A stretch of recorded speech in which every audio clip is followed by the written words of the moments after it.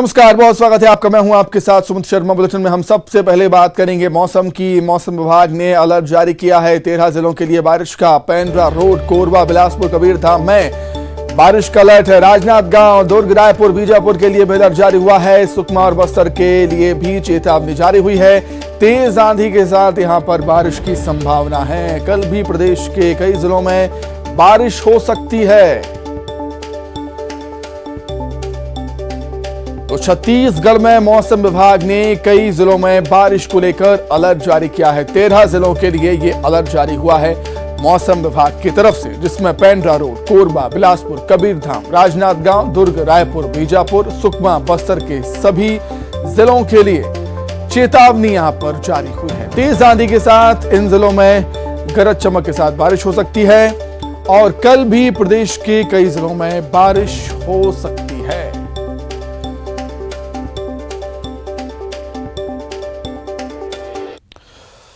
वहीं छत्तीसगढ़ में रेल यात्रियों के लिए बड़ी खबर है। छत्तीसगढ़ से गुजरने वाली 26 ट्रेनें रद्द हुई हैं। रेल रोको आंदोलन का असर रेल सेवा पर देखने को मिल रहा है। आज से 9 अप्रैल तक 26 ट्रेनें रद्द रहेंगी। 2 ट्रेनों का रूट भी बदला गया है। खड़गपुर रेल मंडल में रेल रोको आंदोलन का असर दिखाई दे रहा है। 5 अप्रैल से जारी है यहां पर रेल रोको आंदोलन, जिसका असर हो रहा है और 26 ट्रेनों को कैंसिल कर दिया गया। 2 ट्रेनों के रूट बदले गए। आईपीएल चल रहा है और सट्टेबाजी के खिलाफ पुलिस की बड़ी कार्रवाई देखने को मिली है। पुलिस ने 8 सटोरियों को गिरफ्तार किया। तेलीबांधा के एक मकान में सट्टेबाजी का खेल चल रहा था। पुलिस और साइबर विभाग की टीम ने दबिश दी। मकान में दबिश देकर 8 सटोरियों को गिरफ्तार किया।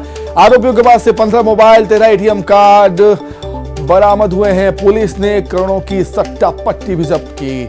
नया बैट भाई के जरिए हो रहा था सट्टेबाजी का खेल। गिरफ्तार आरोपियों में 2 यूपी और बिहार के निवासी हैं। मास्टरमाइंड दूसरे राज्य में बैठकर ऐप को ऑपरेट कर रहा था।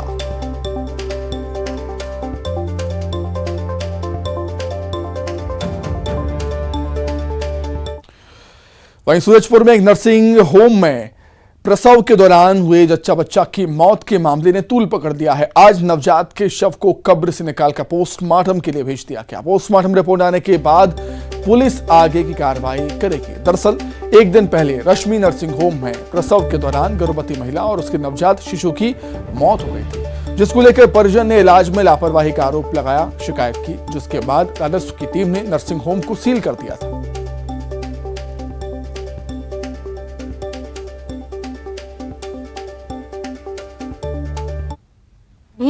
नर्सिंग होम में एक माँ और बच्चे की डेथ हो गई, तो बच्चे को दफन कर दिया गया था, लेकिन परिजनों ने डिमांड किया कि उनका पीएम कराया जाए। उसी डिमांड को रखते हुए अभी बच्चे का शव खनन किया गया है और पीएम किया जा रहा है।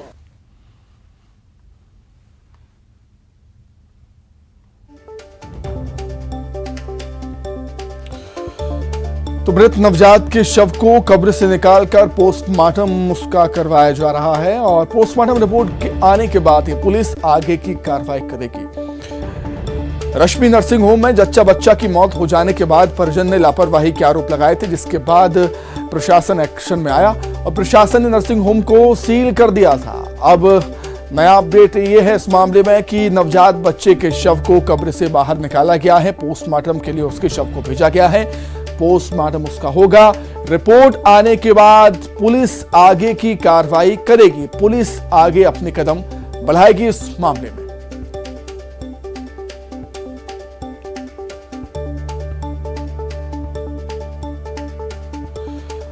तो चलिए इसी खबर पर अधिक चर्चा करने के लिए सीधे सूरजपुर का रुख कर देते हैं। हमारे सहयोगी वरुण राय हमारे साथ जुड़ गए हैं लाइव। वरुण, काफी संवेदनशील मामला है। जच्चा बच्चा की मौत हो गई थी, हालांकि नर्सिंग होम को सील कर दिया गया, लेकिन अब जब बच्चे के शव को बाहर निकाला गया है, यानी जाहिर सी बात है पोस्टमार्टम रिपोर्ट में ये देखा जाएगा कि आखिर बच्चे की मौत कैसे हुई। उसके बाद पुलिस कोई कदम उठाएगी।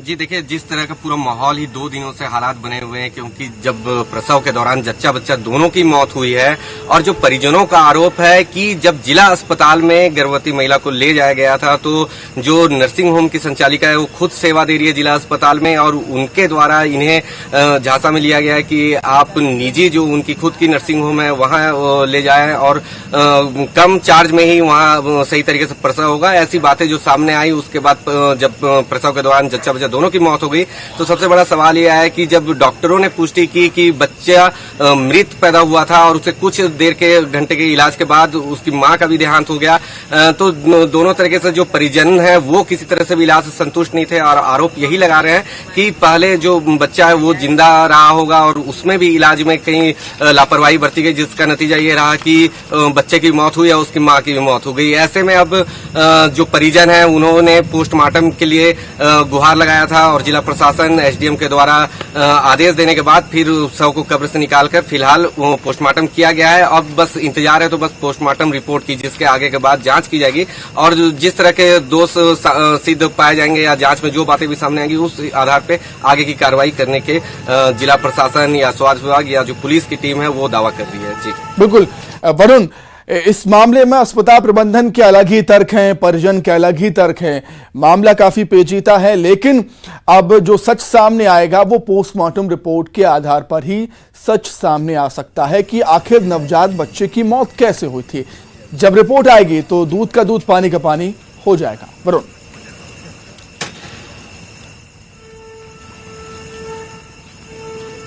बिल्कुल बस रिपोर्ट का ही इंतजार है क्योंकि आरोप बहुत गंभीर है। ग्रामीण बाहुली सूरजपुर जिला और एक साथ जच्चा बच्चा दोनों की मौत होना एक बड़ा सवाल खड़ा कर रहा है स्वास्थ्य विभाग के ऊपर भी, और इस तरह के जो नर्सिंग होम संचालित होते हैं उनके इलाज पर भी सवालिया निशान खड़ा हो रहा है। तो जिला प्रशासन तो फिलहाल जो अधिकारी हो सभी सकते में है कि इस मौत के बाद कई सारे सवाल खड़े होते हैं कि एक नर्सिंग होम संचालित हो रही थी और ये जिस तरह से बहुत से जो बातें सामने आई कि डॉक्टर ने जो दावा किया है कि जो गलत तरीके से खून का रिएक्शन हुआ उस रिएक्शन से मौत हुई, तो बहुत से सवाल है क्योंकि महज कुछ ही दूरी पर संभाग है, जिला मेडिकल कॉलेज है जहां बेहतर इलाज हो सकता था, लेकिन ऐसी रेफर करने की नौबत नहीं आई और जहमत नहीं उठाया गया जो निजी नर्सिंग होम है प्रबंधन के द्वारा। तो कई सारे सवाल है कि इसमें गंभीरता से जांच होनी चाहिए और मौत की जो कारण है, इलाज में कहां कुछ लापरवाही हुई वो स्पष्ट होना चाहिए। नतीजा यही रहा कि अब जो मां के और दोनों बच्चे के जो पोस्टमार्टम रिपोर्ट आएगी उसके बाद आगे की क्या कार्रवाई प्रशासन करता है और अधिकारी और जो विभाग वो क्या करता है ये देखने वाली बात रही। ठीक है वरुण, बहुत शुक्रिया आपका जुड़ने के लिए, तमाम बातचीत के लिए बहुत धन्यवाद। आगे बढ़ते हैं। बिलासपुर हवाई सुविधा की मांग को लेकर हवाई सुविधा जन संघर्ष समिति के आह्वान पर आज शहर की व्यावसायिक प्रतिष्ठान बंद रहे। वहीं सराफा व्यवसायी एसोसिएशन, थोक मंडी व्यापार विहार, तिफरा सब्जी बाजार, प्रमुख व्यावसायिक प्रतिष्ठान सहित औद्योगिक क्षेत्र में संचालित कारखानों में भी कामकाज बंद रहा। यही कारण है कि आज सुबह से ही शहर की सड़कें सूनी रही, खासतौर पर चकरभाठा इलाके में जहां एयरपोर्ट स्थित है वहां के लोगों के द्वारा बंद को भरपूर समर्थन दिया गया। वहीं कांग्रेस की जिला और शहर इकाई ने भी बंद का समर्थन किया। 2 साल पहले हवाई सुविधा चालू भी हुई, लेकिन बीच में अभी क्या हुआ, भोपाल की उड़ान इन्होंने बंद कर दी, फिर इंदौर की उड़ान बंद कर दी, किराए में मनमाना वृद्धि है और ऐसा लगता है कि जैसे कोई षड्यंत्र हो रहा है कि बिलासपुर एयरपोर्ट को पूरी तरह बंद कर दिया जाए। तमिलनाडु से बड़ा क्षेत्रफल छत्तीसगढ़ का है, तमिलनाडु में 8 एयरपोर्ट है, छत्तीसगढ़ में क्या केवल रायपुर के भरोसे रहेंगे हम लोग? क्या हम लोगों को अपने यहाँ से फ्लाइट चढ़ने का अधिकार नहीं है? क्या मुंगेली वाले, क्या जांजगीर वाले, कोरबा वालों को अधिकार नहीं है कि बिलासपुर से फ्लाइट चढ़े? इस सब के विरोध में ये जन आंदोलन है और अधिक जानकारी के लिए सीधे बिलासपुर का रुख कर देते हैं। विनोद हमारे साथ जुड़ गए हैं, हमारे सहयोगी। विनोद, काफी लंबे समय से इसकी मांग है लेकिन सुनवाई नहीं हो पा रही और मजबूरन बंद का आह्वान करना पड़ा और व्यापक असर इसका दिखाई दिया। निश्चित तौर पर सुमित व्यापक असर दिखाई दिया। चारों तरफी जो है बंद का नज़ारा जो है आज सुबह से ही दिखाई दिया। हालांकि छुटपुट जो दुकानें थी उन्हें बंद कराने के लिए जो जत्था था बंद कराने वाला वो शहर में घूमता रहा और ये पहली दफ़ा हुआ। आमतौर पर होता ही है कि बंद जब भी किसी तरह का कॉल किया जाता है तो 2 बजे के बाद दुकानें खुल जाती हैं। इस बार जो स्वफुर्त लोगों का समर्थन था उसमें ये था कि शाम को 5 बजे तक दुकानों के शटर जो है वो गिरे रहे। तो निश्चित तौर पर कहा जा सकता है कि बिलासपुर का पूरा जन समर्थन जो है वो हवाई सेवा जनसंघर्ष समिति को मिला, जो कि लंबे समय से हवाई सेवा विस्तार के लिए बिलासपुर में आंदोलन कर रही है, उसमें फिर चाहे किराए में बढ़ोतरी की बात हो या फिर फ्लाइट को बंद कर देने की बात हो या फिर रनवे के विस्तार की बात या फिर जो ज़मीन सेना को दे दी गई है मौखिक तौर पर उस ज़मीन को वापस पाने की बात हो, इन तमाम मुद्दों को लेकर के सड़क की लड़ाई जो है लगातार जनसंघर्ष सेवा समिति लड़ रही है। और अब आर पार की लड़ाई लड़ने के लिए आज बंद का आह्वान किया गया था और एक रणनीति के तरीके से जो है आंदोलन की शुरुआत की गई है। आगे और भी बड़े आंदोलन होंगे ताकि सरकार जागे और इस दिशा में कोई ठोस पहल करे ताकि जो फ्लाइट शुरू तो की जाती है लेकिन 5-6 महीने चलती है और फिर उसे बंद कर दिया जाता है, तो वो सिलसिला कम से कम थमे और राजधानी के बाद न्यायधानी भी एयरपोर्ट की सुविधाओं के लिहाज से जाना जाए, उस दिशा में अब लड़ाई शुरू हो चुकी है। जी सुनो। ठीक है विनोद, बहुत शुक्रिया आपका जुड़ने के लिए, तमाम जानकारी के लिए विनोद आपका बहुत धन्यवाद। आगे बढ़ते हैं, बालोद से बड़ी खबर। बालोद में रफ्तार का कहर देखने को मिला। दो कार के बीच भीषण टक्कर हुई, दोनों कार के परखच्चे उड़ गए। हादसे में 2 लोगों की मौत हो गई है। दुर्घटना में 3 की हालत गंभीर है। घायलों को अस्पताल में उपचार के लिए भर्ती करवाया गया। पुरूर थाना क्षेत्र के जगतरा गांव की घटना। बालोद से खबर, जहां रफ्तार का कहर देखने को मिला और रफ्तार के कहर ने 2 लोगों की जान ले ली। 2 कार आपस में भिड़ गई तेज रफ्तार में और कार के परखच्चे उड़ गए हैं। तस्वीरें आप देख सकते हैं। हादसे में 2 लोगों की जान चली गई है, मौके पर ही मौत हो गई 2 लोगों की। 3 की हालत गंभीर है। घायलों का अस्पताल में इलाज जारी है। पुरूर थाना क्षेत्र के जगतरा गांव की घटना। आगे बढ़ेंगे, जांजगीर चांपा में रेप का आरोपी और नेता प्रतिपक्ष नारायण चंदेल का बेटे को गिरफ्तार कर लिया गया है और शादी का झांसा देकर महिला से दुष्कर्म का आरोप है और कई महीने से फरार था। आज पुलिस ने गिरफ्तार कर दिया, लेकिन गिरफ्तारी के कुछ ही देर बाद जमानत पर रिहा हो गया पलाश चंदेल।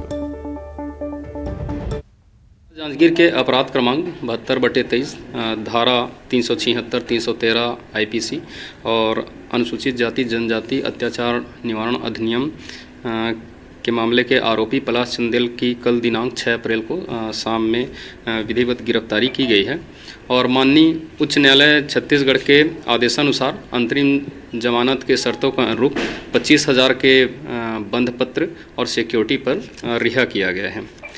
आरोपी की गिरफ्तारी मामले के विवेचक उप पुलिस अधीक्षक चंद्रशेखर वर्मा के द्वारा की गई है और आरोपी से राजधानी रायपुर से बड़ी खबर, डिजिटल करेंसी खरीदने के नाम पर ठगी हुई है। अंतर्राज्यीय ठगों को पुलिस ने गिरफ्तार कर लिया। आदित्य व्यास और आकाश झा को गिरफ्तार किया है। मौजापारा पुलिस ने गिरफ्तार किया है ठगों को।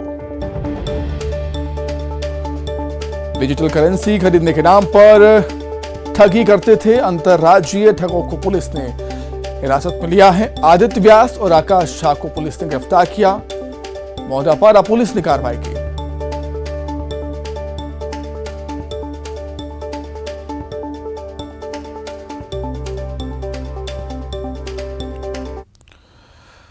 उधर कोरिया के बैकुंठपुर में एक 5 साल की मासूम बच्ची पर आवारा कुत्तों के झुंड ने हमला बोल दिया, जिसमें मासूम बच्ची की दर्दनाक मौत हुई है। परिवार ईंट भट्टे में मजदूरी का काम करता है। आवारा कुत्तों के हमले में मासूम बच्ची की मौत ने परिवार को झकझोर कर रख दिया। कुत्तों के झुंड के हमले के बाद घायल मासूम बच्ची को अस्पताल ले जाया गया, जहां डॉक्टर्स ने बच्ची को मृत घोषित कर दिया है। पीएम के बाद परिजन को शव सौंप दिया गया। इस घटना से लोगों में दहशत है और सावधान भी करती हैं ऐसी घटनाएं। 5.5 साल की बच्ची थी जिसका नाम सुकांति है और उसको मृत अवस्था में लेके आया गया था। पहले से बच्ची ब्रॉड डेड थी। उनके घर वालों के द्वारा बताया गया कि बच्चे की मौत कुत्तों के हमले की वजह से हुआ है। उसको बहुत सारे बाइट मार्क प्रेजेंट थे। फिर हमारे हॉस्पिटल के द्वारा उनको पुलिस वालों को प्रतिवेदन भेजा गया पीएम के लिए। इसके बाद बच्ची का पीएम। वहीं नारायणपुर में सर्चिंग के दौरान बहकेर के जंगल से आईडी बरामद हुआ। एक बार फिर नक्सलियों के मंसूबों पर पानी फिर गया। ये घटना छोटे डोंगर थाना क्षेत्र की है। जवानों को नुकसान पहुंचाने के लिए आईडी बम प्लान किया था। नक्सलियों ने जवानों ने मौके पर आईडी को डिफ्यूज किया है, लेकिन डिफ्यूज के दौरान बम डिस्पोजल स्क्वाड का जवान घायल हो गया, जिसका इलाज जिला अस्पताल में जारी है। जहां आज सूचना प्राप्त हुई थी कि ग्राम बहाकेर क्षेत्र में जो है नक्सलियों के द्वारा जो है सुरक्षा बलों और आम जनता को जो है नुकसान पहुंचाने के लिए आईडी प्लांट किया गया है। और इस सूचना पर डोंगर हिल्स क्षेत्र से जो है डीआरजी की टीम जो है आईडी को नष्टीकरण के लिए रवाना हुई थी और विशेषज्ञों की टीम के द्वारा जो है आईडी को ब्लास्ट किया गया है। ब्लास्ट के दौरान जो है एक आरक्षक हैं अंजुरी बघेल, उनकी आंख में जो है धूल और मिट्टी आई है और उन्हें जो है उपचार के लिए जो है जिला अस्पताल नारायणपुर लाया गया है, जिनकी स्थिति अभी ठीक है अभी, और बाकी जो सुरक्षा बल है वो भी सुरक्षित अभी कैंप।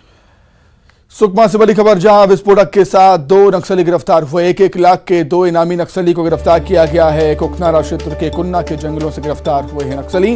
जिला पुलिस और डीआरजी की संयुक्त कार्रवाई। 1 tiffin bomb, 12 detonator, 60 kilo ammonium nitrate भी बरामद हुआ है नक्सलियों से।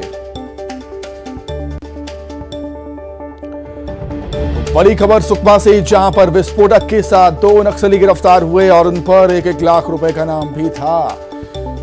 कोकनारा क्षेत्र के कुन्ना के जंगलों से गिरफ्तारी हुई है नक्सलियों की। जिला पुलिस और डीआरजी की संयुक्त कार्रवाई है और इन नक्सलियों से 1 tiffin bomb, 12 detonator, 60 kilo ammonium nitrate भी बरामद हुआ। टीम को पहुंचते देखने पर कुछ लोगों को वहां से भागते हुए टीमों द्वारा घेर के पकड़ा गया। पूछताछ करने पर उन्होंने अपना नाम मुचाकी सुखराम और माड़वी कोसा बताया, जिसमें मुचाकी सुखराम एलओएस सदस्य व माड़वी कोसा मिलिशिया कमांडर है।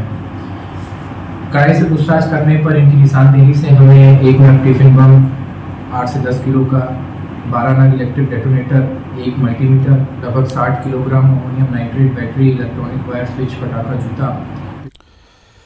बेमेतरा के साजा में महामाया मंदिर के गर्भगृह में तोड़फोड़ की कोशिश के आरोप में पुलिस ने पुजारी को गिरफ्तार कर लिया है। पुजारी पर बलि देने का आरोप है। पूजा करने गए लोगों ने इस घटना को देखा, पुलिस को सूचित किया। सूचना पर साजा थाना पुलिस ने पुजारी को गिरफ्तार कर दिया। पुजारी से पुलिस पूछताछ कर रही है।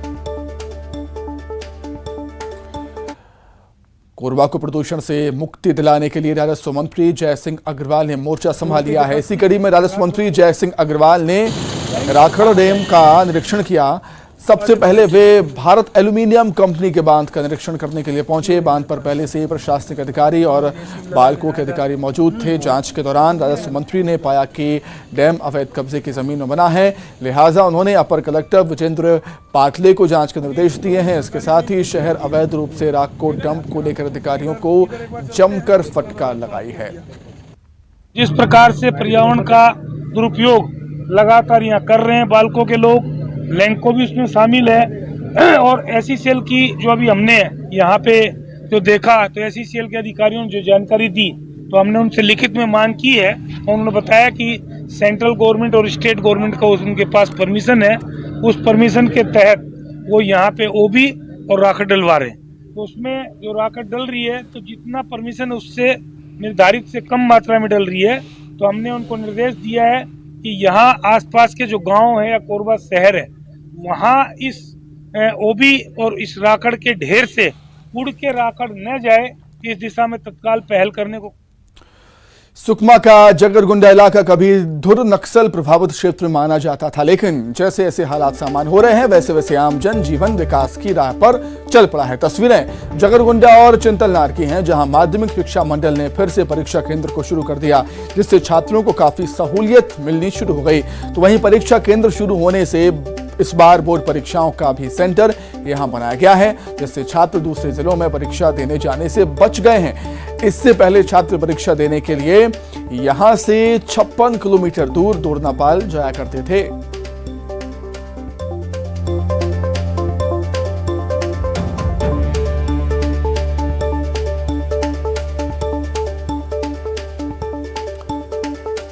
तो एक अच्छी खबर है छात्रों के लिए, परीक्षा देने वाले छात्रों के लिए। धुर नक्सल प्रभावित क्षेत्र माना जाता था सुकमा का जगरगुंडा, जहां पर विकास के काम रुके हुए थे, लेकिन जैसे जैसे हालात सामान्य हो रहे हैं वैसे वैसे आम जनजीवन विकास की तरफ बढ़ गया। जगरगुंडा और चिंतलनार की तस्वीरें, जहां माध्यमिक शिक्षा मंडल ने फिर से परीक्षा केंद्र शुरू कर दिया। रूम किराए देके रहना पड़ता था, जिससे बहुत सी समस्या होती थी। बाजू गांव वाले भी आके यहाँ पढ़ेंगे और यहाँ एग्ज़ाम सेंटर खोलने के कारण सब बच्चे लोग बाहर नहीं पढ़ेंगे, यहीं पे आके पढ़ेंगे। जगरगुंडा में अभी पहली बार 14 ईयर्स के बाद हमने वहाँ परीक्षा केंद्र ओपन किए थे, सो 10वीं 12वीं परीक्षा वहाँ इस बार जगरगुंडा में हो जाए, क्योंकि पहले वहाँ से नहीं होता है, वो लोग दूर आना पड़ता है एग्ज़ाम के समय और लोगों को दिक्कत रहती है, इसी के कारण भी वहाँ ड्रॉप आउट रेट्स होता है। सलवाजुड़ूम के टाइम से ये जो बोर्ड था, नक्सली प्रभावित क्षेत्र जगरगुंडा जो है नक्सलियों की राजधानी भी कहा जाता है, वहाँ से शिफ्ट होकर दोरनापाड़ा, जिससे 58 किलो। कोरबा के कटघोरा थाना इलाके में अधेड़ शख्स ने अपने पड़ोस में रहने वाली 6 साल की बच्ची से छेड़छाड़ की। पुलिस ने आरोपी के खिलाफ छेड़छाड़ और अश्लील हरकत करने का मामला दर्ज कर दिया। वहीं अपनी गिरफ्तारी के डर से आरोपी मच्चू उर्फ वाजिद फरार हो गया है, जिसकी तलाश जारी है। आरोपी वाजिद ECL खदान में काम करता है। खबर कांकेर से, जहां पखानजूर में बीते 16 मार्च से अनिश्चितकालीन हड़ताल पर बैठे पंचायत सचिवों ने अपनी मांगें पूरी नहीं होने पर हनुमान मंदिर में पूजा पाठ किया। प्रभु हनुमान जी को अपनी मांगों की एक सूची भी प्रतीकात्मक तौर पर सौंपी। इस दौरान नाराज पंचायत सचिवों का कहना था कि जब इंसान हमारी मांगों को नहीं सुन पा रहा है तो ऐसे में भगवान के सामने अपनी मांगों को रखा है। आइए अब एक नजर 25 सेकंड में खबरों पर। मिशन 2023 को लेकर बीजेपी